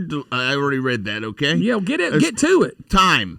Follow rigid time schedules. Well, I hadn't done that very well. Well, Go ahead. yes, you do. You show up for meetings. You show up for court. You show up for all kinds of That's things because when I'm you gonna have an get sanctioned obligation. if I don't do otherwise. Time is viewed as a commodity. Where is this? Tell the people. Tell the people listening. Where are you getting this from? You're reading This from your was phone. a posted graphic that was done by the Smithsonian in connection with the That's the museum. most racist thing I've ever heard. Wait a minute. I'm going to get to that, Tony. Well, hurry up, Frank. Well, there's more stuff. Jesus Christ, man. We got it's Justice. 7:23 already. I got to go to dinner tonight at some point. Justice based on an English common law. It's only the English common law that has given freedom to and some kind of rules that have given justice to white people, black people, yellow people, red people, and every religion. Hold Mr. on. Producer, what floor are we on? I'm jumping out of the window. Second floor. Protect property and entitlements. I'm Jesus, sorry, thanks, you Christ. can't protect your property. Intent counts. The fact that you say intent counts is an indication of whiteness. So if you murder somebody, but you intended to do it, you should discount that because. Well, don't explain it because that's from the Smithsonian website. That's right. Oh, here's the They'll competition. try to attribute You'll it to like you. this. You'll like this, Tony. Competition. Be number one. Oh yeah, baby. Win at all costs. Yeah. Winner/loser dichotomy. No, the fact that you have winners and losers. Second place is the first loser. Action orientation. Master and control nature. We get it. We Must get it. always do something about the situation. Can you give us a website? I just did. I said it was. They finally took this graphic down, but they had it posted. I want you to put it on our I'll get it Mauricio. for Would you put you. it on our website? But Talkingwithtony.com. Here's what I want to say, though. Okay. Talk to the microphone. Because Talk to the mic. All the folks that I know, people of color. I'm talking about black folks, African Americans, the people who serve at the courthouse, the men and women judges that are black judges in the federal courts and state courts. They have all those values. I mean, many of those values, they work hard, they earn time. Every one of those. Yes, they do. And that's not an indication of whiteness. And do they believe in the common law? Hell, they enforce the common law. They decide the common And law. What country has better laws where anybody can go to court and have a grievance heard? But this is what is being promoted in our universities and what is being promoted on these sites that are governmentally run. This is a Wait a Smithsonian minute. institution. That Smithsonian is run by the United States government? Quasi. It's quasi. And it also has private. It's but financed by a basically- lot of private entities. And also the government. And okay, the so point Trump is the president. He can't touch the Smithsonian. He can't regulate what they say. This here, if you turn this around. That's pretty racist. Yeah, what if you turned around and you took a green person, and you said all the things about a green person, and you were a white person, and you said what you thought about them from these kinds of things. They don't show up on time. I think implicit in what you just said about that being whiteness means that that's not somebody who's brown or black. That's the racism there. That's what's incredibly racist. Right here, they did have a discussion on this during the week on one of the news shows, and there were two African Americans speaking, and the one guy who was supposedly the liberal guy, because I don't think liberals are liberal. I think that they're authoritarian communists these days. They're not liberal. The liberals are the people who want freedom. That's what liberal Remember means. what liberal means. It means open-mindedness and willingness for change. Well, that's a definition. That's and what I think. I say it means liberty, okay? And I'm telling you that liberal doesn't mean liberal anymore. But we're going to call them liberal. And he said you can't have two black people talking about this because you have to have a white person because they don't understand what it's like to be black. It doesn't matter what it's like to be black, brown, white, yellow, red, whatever. What it means is these are values which helped build a country, which helped build a continent, which created a country that is a mecca for freedom in the world. And it's the only mecca left because Europe's gone down the tubes. So has Asia, maybe is hoping to come around some of these countries, but they're run by dictators, okay? South America has never gotten their act together Let me say, one thing I was happy about, and, there's a difference between protest and anarchy. There's a difference between, let me say it again, let's be clear. There's a difference between protest and anarchy.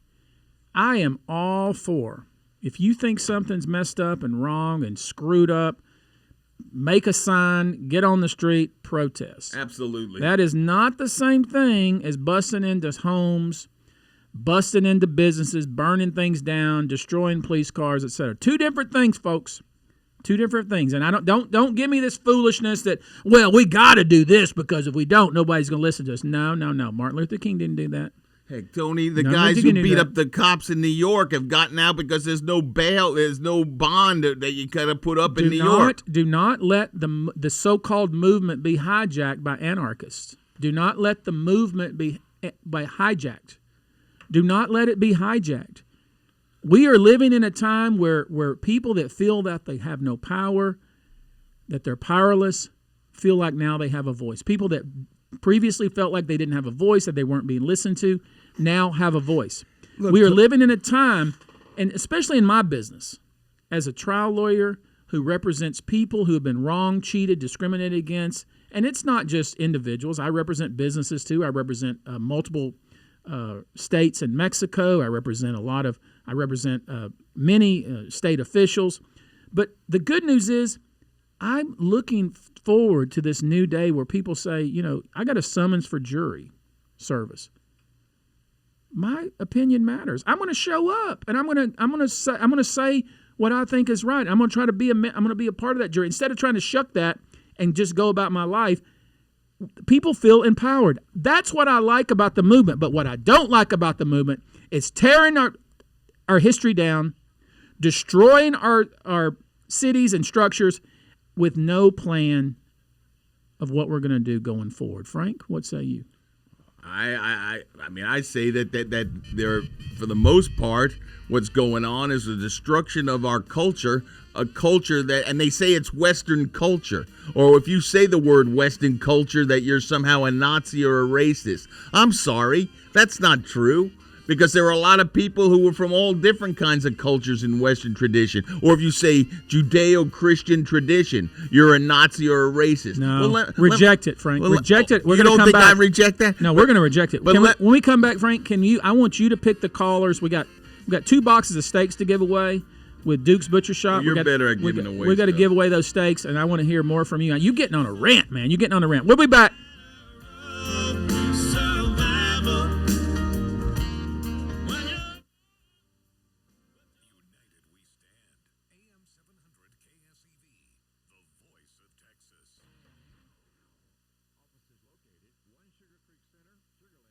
Thinking of buying a home? It's important to start off with a solid pre-approval. Hi, I'm Kathy Baker from Baker Mortgage.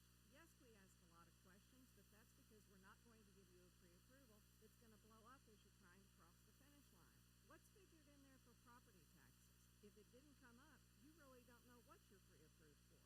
That should make you wonder what else they may have left out. At Baker Mortgage, we get it right. We haven't been around for 60 years because we're lucky. Yes, we have wholesale rates, 80-10-10s, and all kinds of programs, but in the end, it's really about taking good care of people, and they continue to come back and send their kids, their friends, and sometimes their parents. Whether you're buying, building, or refinancing, call us at Baker Mortgage. We're at 281-313-6683. That's 281-313-MOVE, or directly at bakermortgage.com. Equal housing lender. License 263213. Did you know breast cancer kills 113 people every year? That's unacceptable. African American women die from breast cancer nearly 41% more than Caucasian women. That's unacceptable. Breast cancer is the leading cause of all cancer deaths for Hispanic women. Breast cancer is unacceptable. Together with Susan G. Komen, we're committed to reducing U.S. breast cancer deaths by half. And we're going to do it by 2026. Visit Komen.org/unacceptable.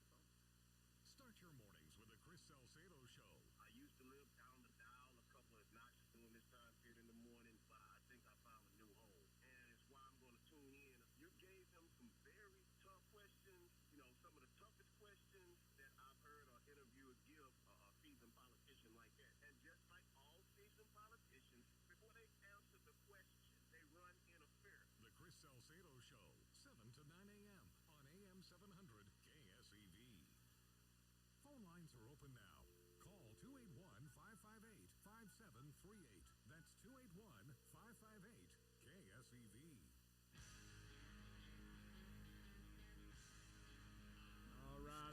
All right.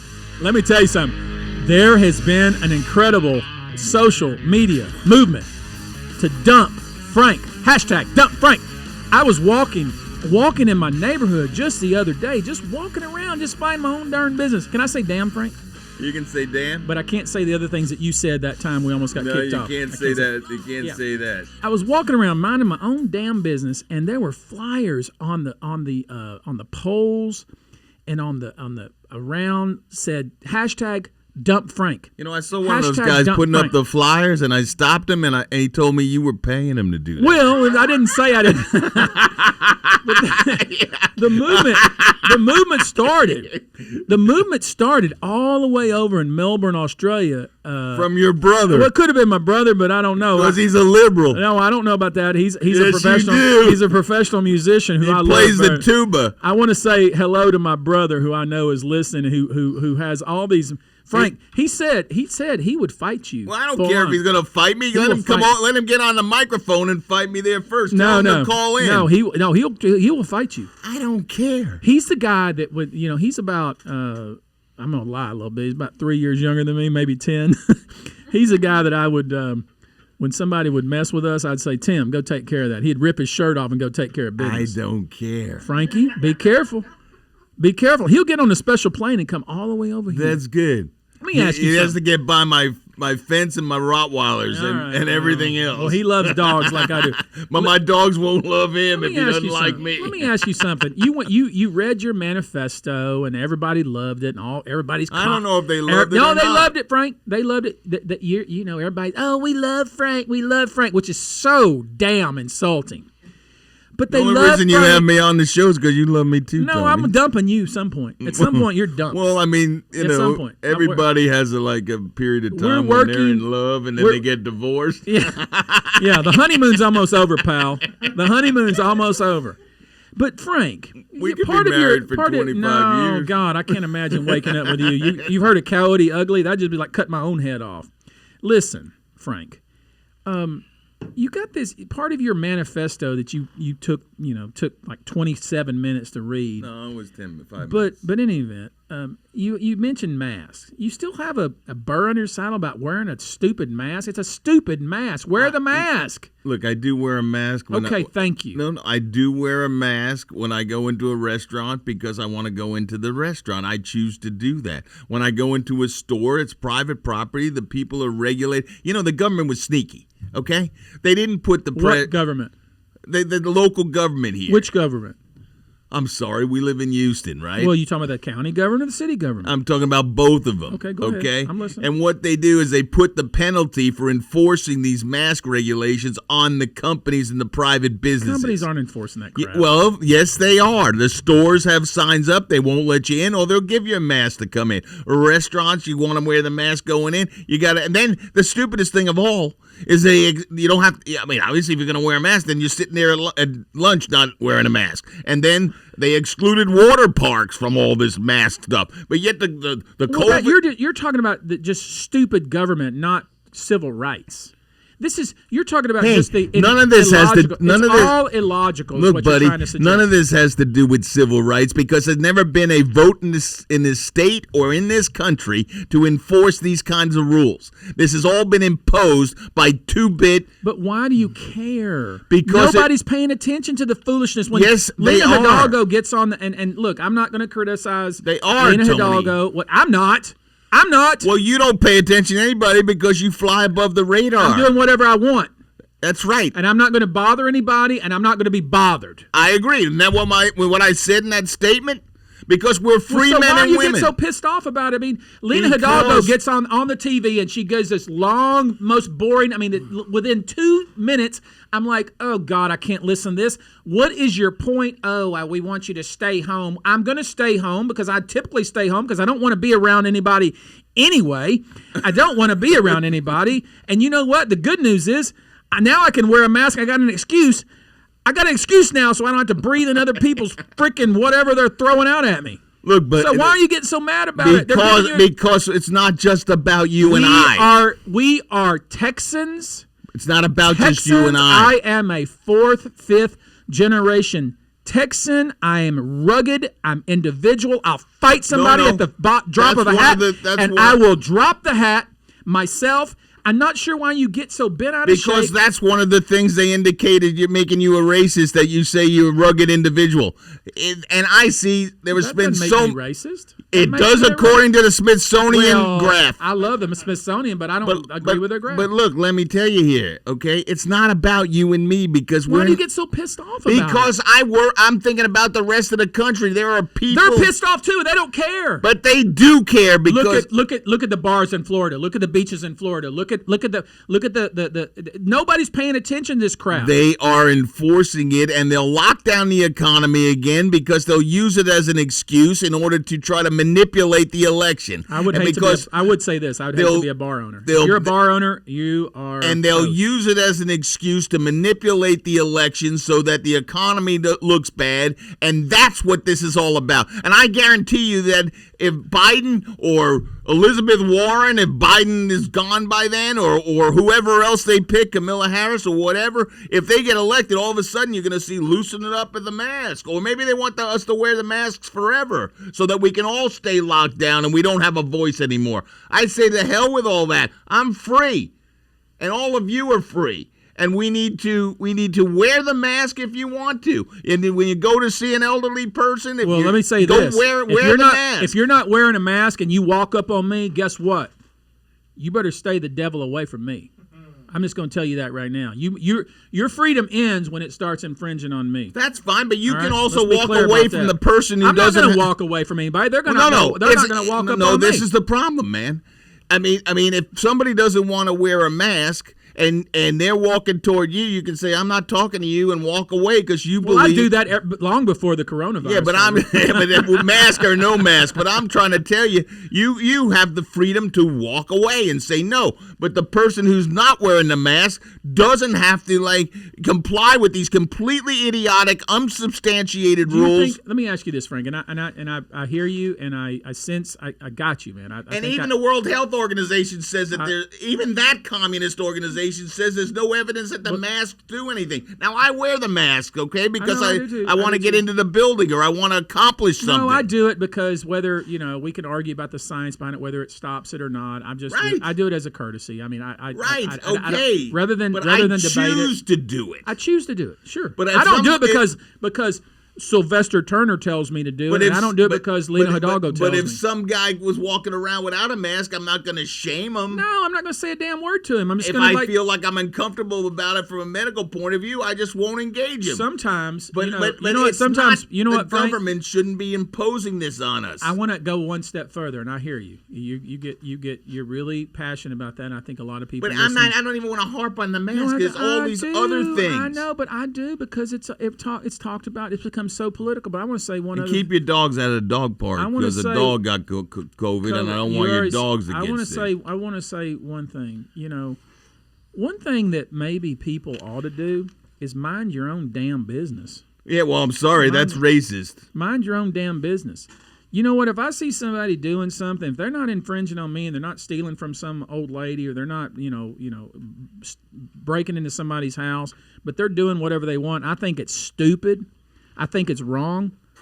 It's not my business. I just keep doing about I'm focused on my business. The biggest problem with a lot of the videos we see. If I see somebody breaking in somebody's house, I'm going to go over there and hit him with a bat. I said, yeah, I would handle that. But I'm just talking about people doing something stupid, something stupid that I don't agree with, but it's not hurting anybody else. Right. No, maybe it's hurting themselves. I just go about my business. I'm not the world police.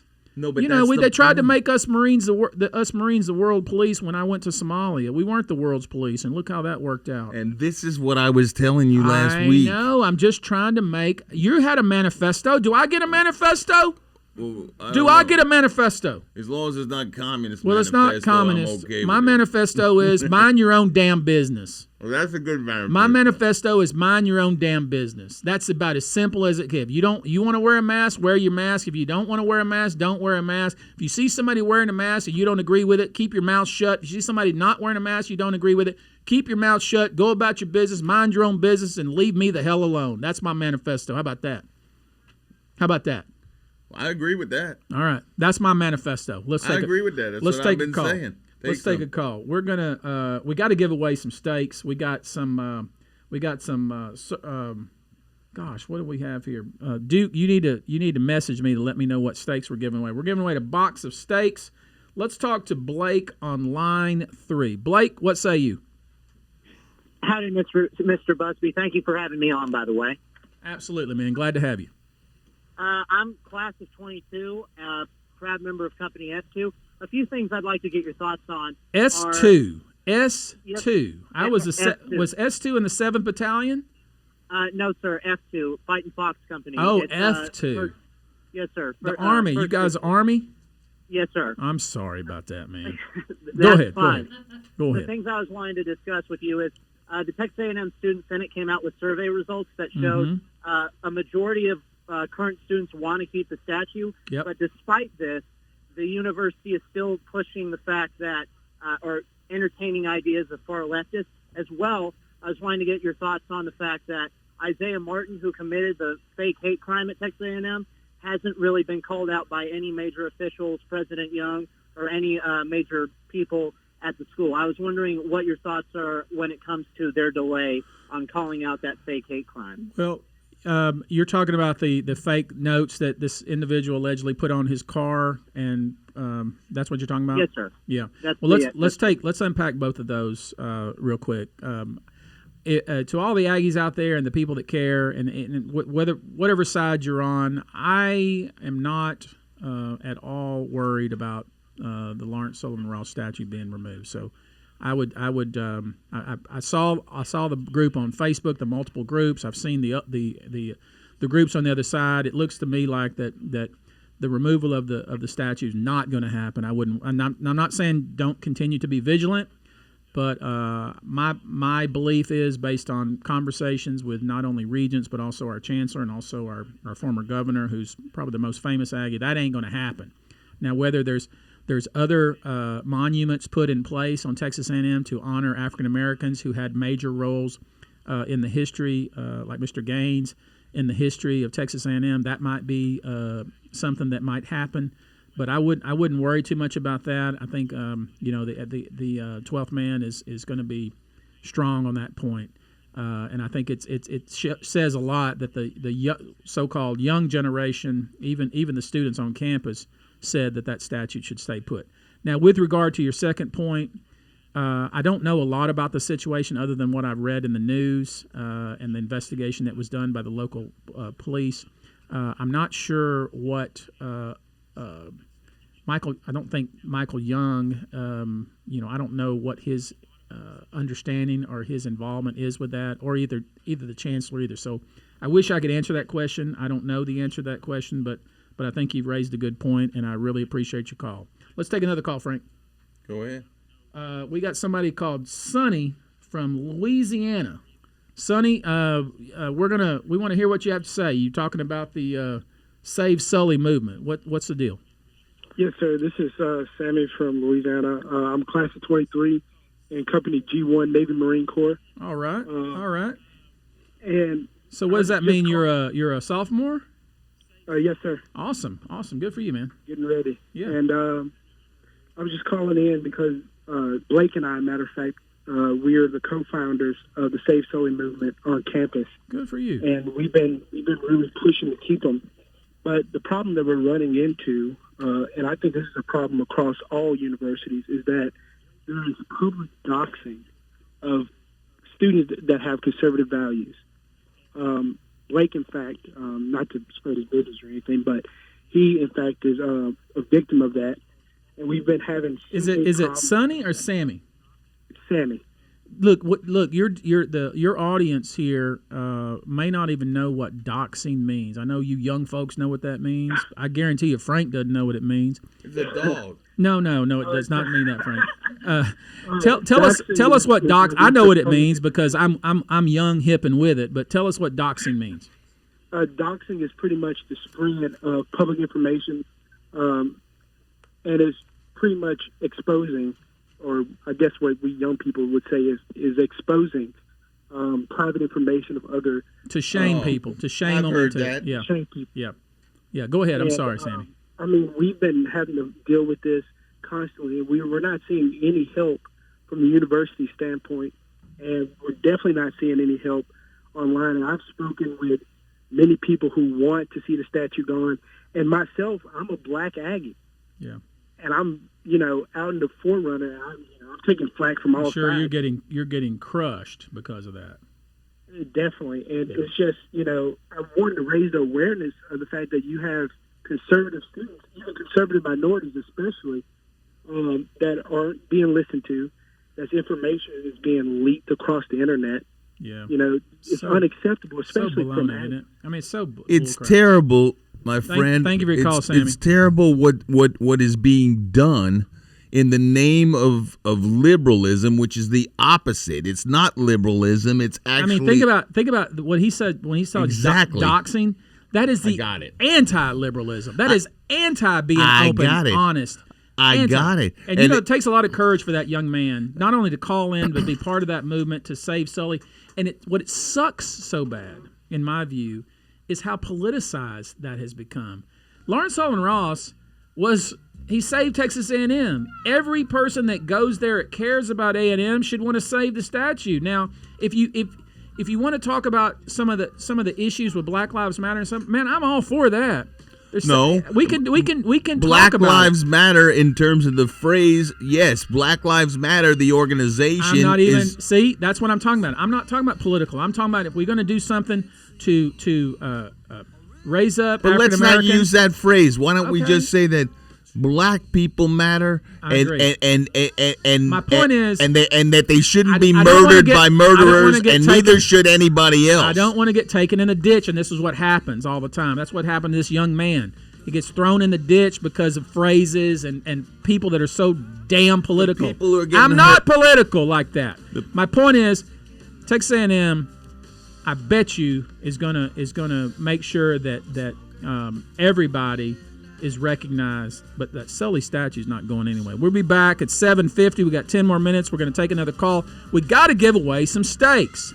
281-558-5738. Duke's Butcher Shop. Check them out online.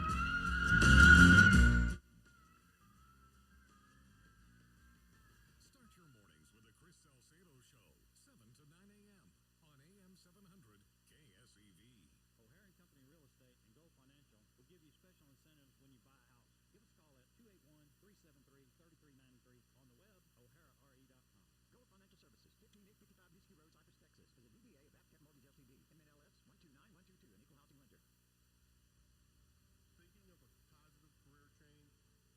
Own your own business or build your own dreams and build homes to commercial buildings. We can teach you how at buildersacademy.com. Learn contracting and project management. You can do it. Enroll at buildersacademy.com. We can teach you home building, classes to owner builders,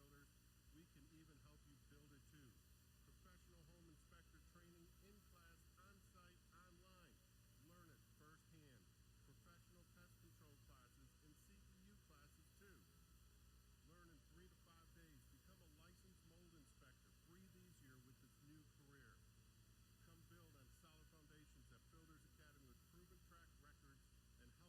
builders. We can even help you build it too.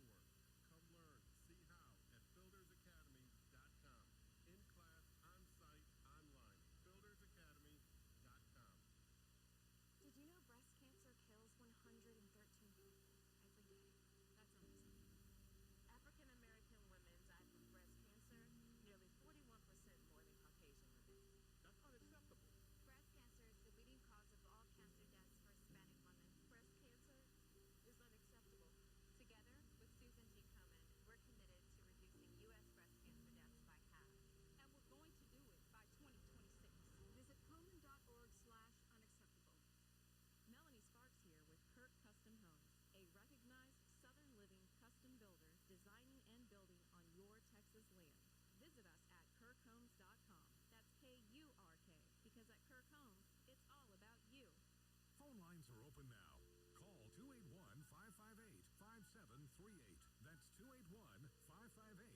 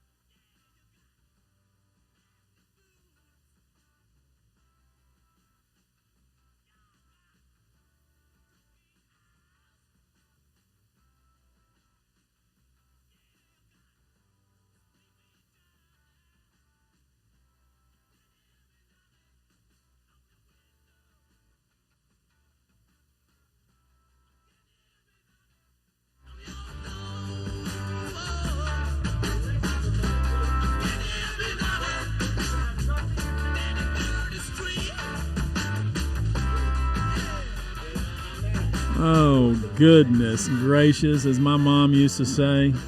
Goodness gracious alive. Jesus H. Christ. But listen to what I'm telling Why, you. Frank, I heard you for the last literally 5 minutes. But it has nothing to do I with ain't talking about Black Lives Matter anymore. I don't want to hear anything else about it. I don't want to hear you go off on a tirade. I got something else I want to talk about. They work Frank, hard. They do everything stop. that the white folks do, and they're trying to Frank. make a living and have good neighborhoods and go to Frank. church and everything else. Why are we even talking about black I and am white? so glad. We're way beyond that. Why are I we am talking about brown and white and black and red and yellow and everything? All of us just want to have a nice job, Excuse have me, a sir. neighborhood, Is go there to a a Little way? League game. Is there a way we can silence his? We're going to silence. I got his one thing to First say, and I Amendment. want to say it on You've the already radio. said it. Listen. Rob, Oh, my goodness gracious. I do want to say to Sammy, that call in, you're a courageous young man. He's a wonderful guy. I'm proud of you for being in the Corps Cadets of Texas A&M. And the Corps Cadets, of course, is the keepers radio? of the... Yeah, Frank. What do you think? I'm just talking to the microphone. I don't know. for I'm on the street corner. You're just going off, man.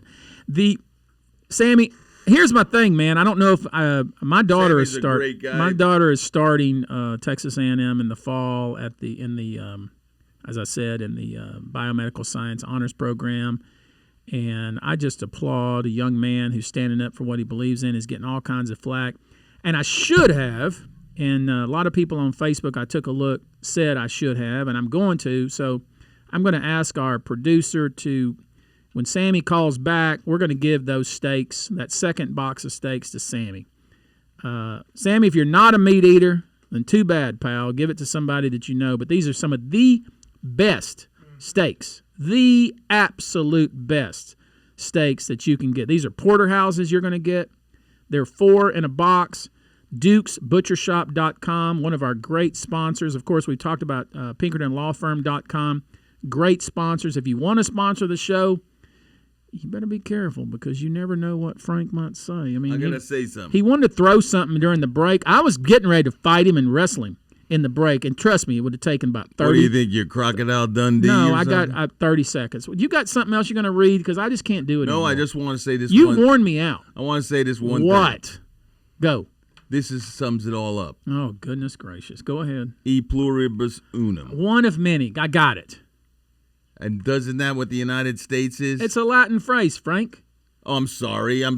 What? So is that No, have I offended somebody by using a Latin phrase? It offends me because not the Latin people. You're one of these. It is a dead language. Number one. It's not a dead language. And number two, you're one of those effete. I'm sorry. It's on the money in the United States. I know what it is. So is the Illuminati eye. Well, I don't know about that, buddy. that might be who you're looking at. I'm looking at one nation under God, and I'm looking at a pluribus unum. And what I'm trying to tell you is... Stay to the mic. Stay to the mic. What I'm trying to tell you, my friend, why are you screaming at me over there? What I'm trying to tell you is that is what the United States is. One of many? You mean individualists? No, we are one from many. Many. We are so many different cultures, so many different races, so many different religions, so many nationalities. I love that. And the bottom line is we all come together under the flag of the United States in order to have a country and a way of life where people can have families, people can have lives, economy, people can have neighborhoods, people can have safety, because you can't have anything without safety. All of these things, that's what the United States is. And there is a mission. Here, amen, but brother. There's a mission to tear it down. I know. And listen, who's standing against it? Me. Who's standing against it? Me. And let me tell you something. I may sometimes, Frank, seem. Well, I'm glad that you said I may that. sometimes, Frank, seem that I'm in the middle of the road, and I am in the middle of the road because I like to stay out of the ditch. But let me be clear. That's a good. I know what you mean by that. Let me be clear, my friend. But I'm getting you out of the ditch. I will defend our Constitution against all enemies, foreign and domestic. And there's a lot of domestic. They're tearing us down from within. And we're being torn down domestically. The only way they'll defeat the United States is from within. Well, remember, the United States, when it started, was an idea, and it was a damn good idea. And it's still a damn good idea. It works. It's still a damn good idea. And the people that are trying to tear us down, they don't have an alternative idea. They just want to tear it down. And we, people that care, whether you're on the right, whether you're on the left, whether you're in the middle like me, and you can call me, Tony, I wish Tony would take a stand. Why don't you come over here? I'll kick you right in your ass. I'll take a stand. My point is, doesn't mean anything. It does mean something when you get you get kicked in the ass, but that has nothing to do with my thoughts. Yeah. Actually, when this is over, you'll see what I'm talking about.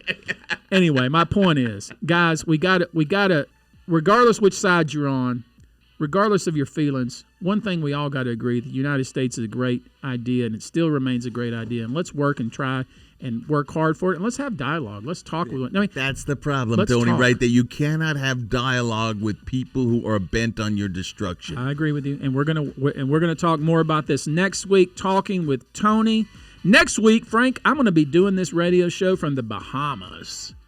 What do you say about that? Well, I think that's a nice place. We'll be back next week, 6 to 8 p.m. Frank will be here. Frank, it'll be Frank's show. He's proud to take it over. I'm going to do it on from 610 in San Felipe. Yeah, okay. Talking with Tony. We'll see you next week. You've been listening to Talking with Tony. Join us every Friday